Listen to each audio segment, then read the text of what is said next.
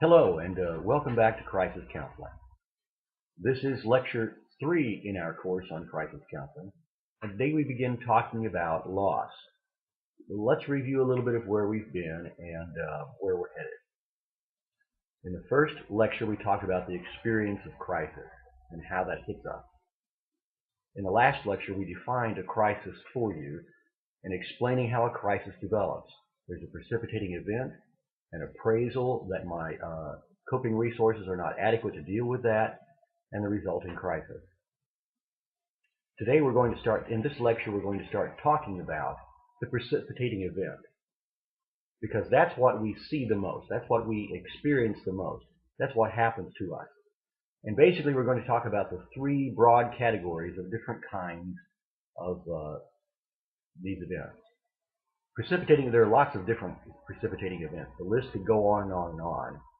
But basically there are three kinds. So we're going to talk about the broad categories, the kinds, rather than the specific events. We're going to talk about a loss, which is a very broad term, so you'll understand it better in a few moments. We're going to talk about grief, and we're going to talk about trauma.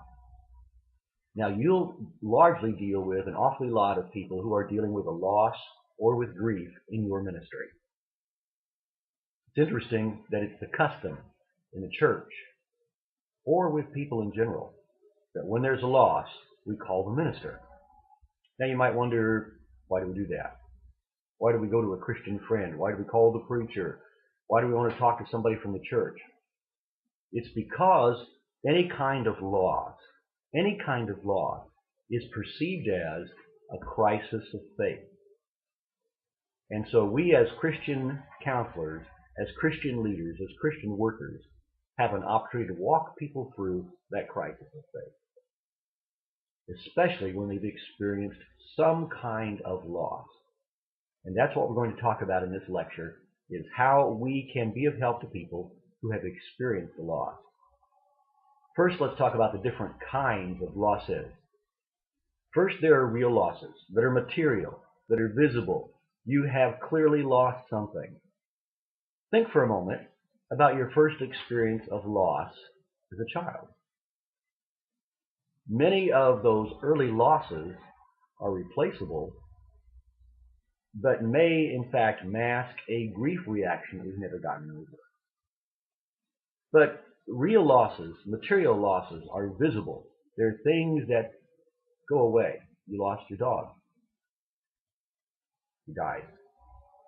That's a real material loss that if you ask a child or an adult rather, pardon me, if you ask an adult to chart their experience of grief, oftentimes their first experience of grief is with a pet. So there are real losses that are material losses.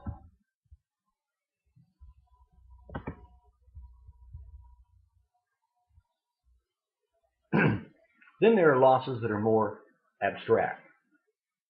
These are harder to describe perhaps, or harder to identify, but very real, and for the adult, in some ways, probably more painful. How about the loss of love? Someone that you dearly love has dumped you.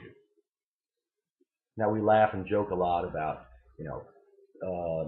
people being lovesick and getting over puppy love and getting over their hurts. And men will tend to say, oh, you can deal with that, and women just go cry a lot. But the reality is that's a real genuine loss. And if we fail to acknowledge that, if we fail to realize that, and if we fail to deal with it, it will only fester and turn into a crisis. Another loss is the loss of hope. If you've ever dealt with somebody who really feels hopeless, it's tragic to watch. There's a loss of ambition. I really don't care anymore.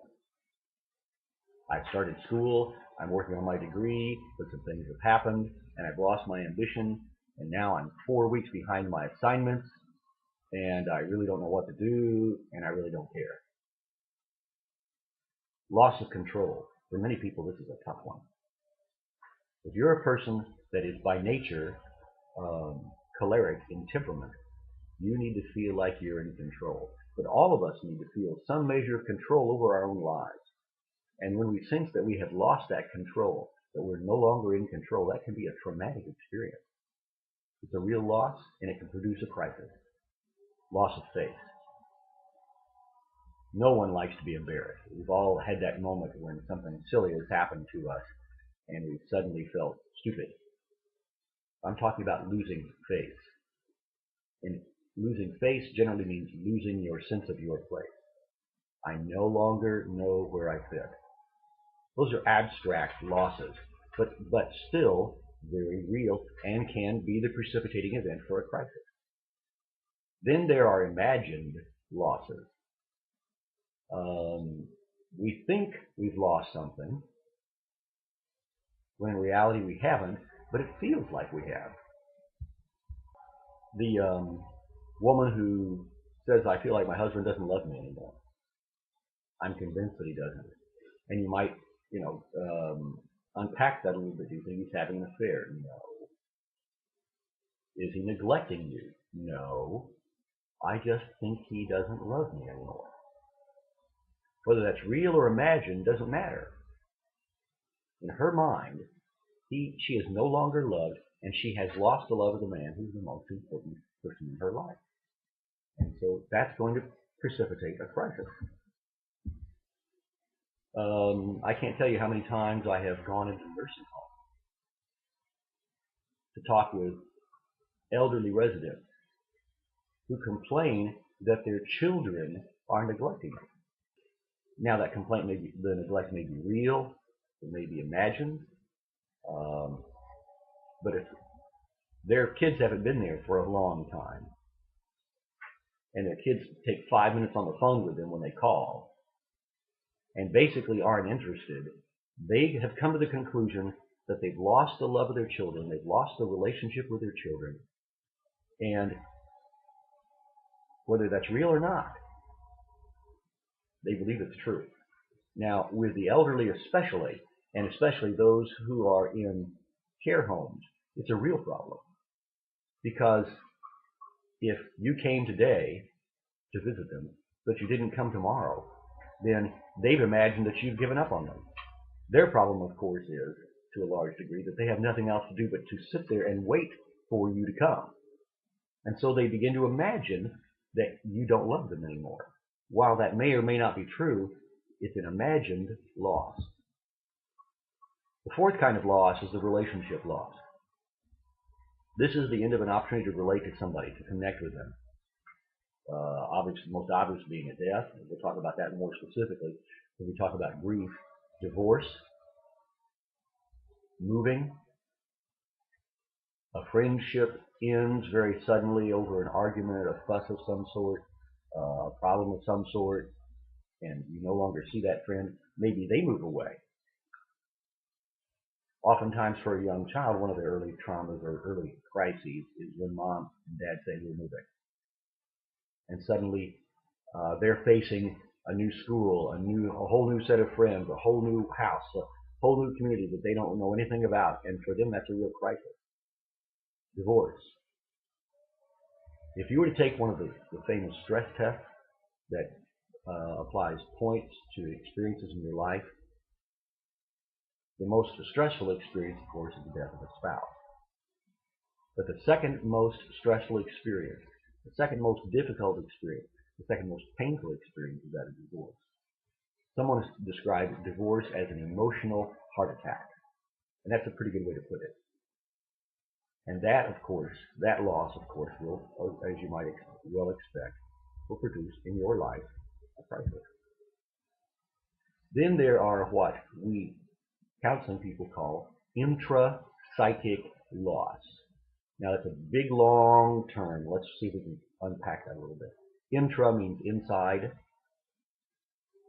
and psychic means in your mind, in your heart, in your spirit. The word psychic comes from the word psyche in the Greek New Testament, which means soul. It's a loss in your soul, the loss in your heart, in your spirit. And intra-psychic losses are real. It can mean losing an image of yourself. When people experience some sort of injury, that's a real loss. But if something happens that changes how they see themselves, then suddenly that's an intrapsychic loss, and it's just as real. Losing what might have been. We were anticipating this future, and now it's gone. We were planning to retire this year, but our 401k fell apart in all of the financial crunch, and there's going to be no retirement. We don't know when it's going to happen. We're not sure what's going to happen. The death of a dream. This is what we see happening every time a pastor changes churches. There's a dream about what could happen in that place and what that ministry could be like and how that could come about. And now that I'm leaving, that dream is gone. Loss of faith, sense of shame. Something has happened that has changed my status amongst my peers, my friends, my neighborhood, and I'm no longer looked on as the same person, and now I'm ashamed. Now, if you will, please turn to part B of this lecture, and we'll continue talking about the losses of